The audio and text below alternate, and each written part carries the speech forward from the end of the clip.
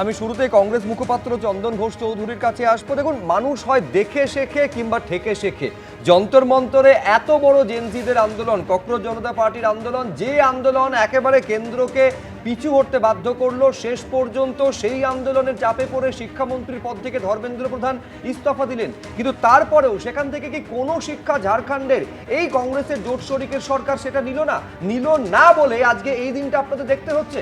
দেখো, তোমার প্রশ্নের যে কনটেক্সটটা, তাতে কংগ্রেসের জোট সরকার, ইনফ্যাক্ট কংগ্রেস তাতে পার্টিসিপেন্ট, কিন্তু তোমাকে বুঝতে হবে কংগ্রেসের ভূমিকাটা কি।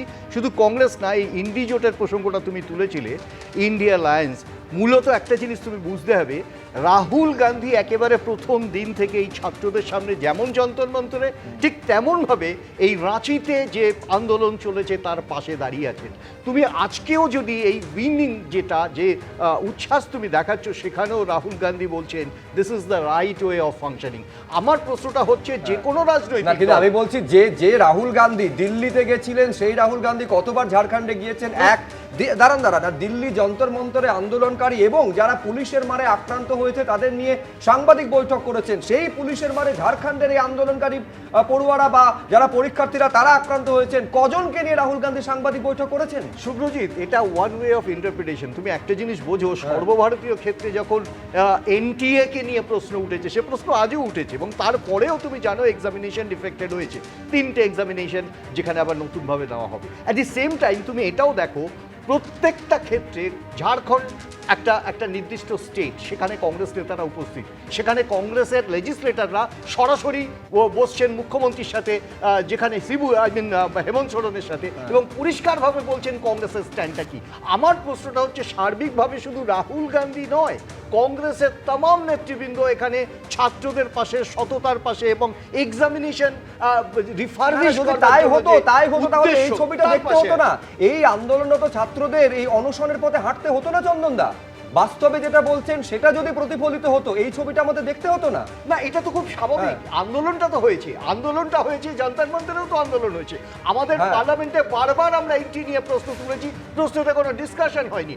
আই মিন টু সে, তোমাকে 2024 সালে যখন আমি বলছি দিল্লি, আমি আবার বলছি, দিল্লির ঘটনা থেকে আদৌ কি কোনো শিক্ষা ইন্ডিজোটের সরকার নিয়েছে? যদি নিত তাহলে গোড়াতেই একেবারে এই পরিস্থিতিটাকে শুরুতেই কথা বলে একটা কার্যত ইন্ডিজোট, জোট শরিকের অন্যতম শরিক হচ্ছে এই ধরুন জেএমএম, তাদের উপর কেন কংগ্রেস তাহলে চাপ তৈরি করলো না? এবং চাপ তৈরি করলো না বলেই আজকে এই জিনিসটা দেখতেছে। ফলে লায়াবিলিটি বা অ্যাকাউন্টেবিলিটি কিন্তু ইন্ডি জোট যেমন রয়েছে জেএমএম এর, তেমনই সমানভাবে কি কংগ্রেসের নয়? আমি আমার বাকি অতিথিদের কাছে যাওয়ার আগে এইটুকু উত্তর নিয়ে নাও। কংগ্রেস একটা জোটের সঙ্গী, এবং জোটের নেতৃত্বে প্রত্যেকটা জায়গাতে কংগ্রেস অন্তত এই ক্ষেত্রে প্রত্যেকটা জায়গাতে প্রতিবাদ করেছে, বলেছে। আমি আবারও বলছি, মানুষ যেন একবার দেখে নেন এই ঘটনার শেষে রাহুল গান্ধীর স্টেটমেন্ট এবং কংগ্রেসের স্টেটমেন্ট পরিষ্কার। সেটা হচ্ছে, আমি আবার বলছি, সেটা কিন্তু একেবারে শেষে গিয়ে বলেছেন। কিন্তু আমি এইখানে দর্শকদের দেখাতে চাইবো যে ককরোচ জনতা পার্টি তাদের তরফে এই যে বিরাট বড় জয় এলো, তাদের তরফে এই ককরোচ জনতা পার্টির প্রতিষ্ঠাতা অভিজিৎ দীপকে কি বলছে। दारू पीकर आ रहे थे, बच्चों के सामने दारू पीते थे, और इसी क्लास में छोटी छोटी बच्चों के सामने दारू पीकर सो जाते थे। तो उसके लिए हमने कहा था अगर उनको नहीं हटाया जाता है तो हम आंदोलन करेंगे। हम आज आंदोलन पर बैठे, तो लेकिन अभी पता चला है कि उस प्रिंसिपल को हटाया गया है। तो ये एक बहुत बड़ी जीत है इन गाँव वालों के लिए, और मैं गाँव वालों का बहुत बहुत अभिनंदन करना चाहता हूँ। आप सब ने एबीपी आनंद एगिए थाके एगिए राखे।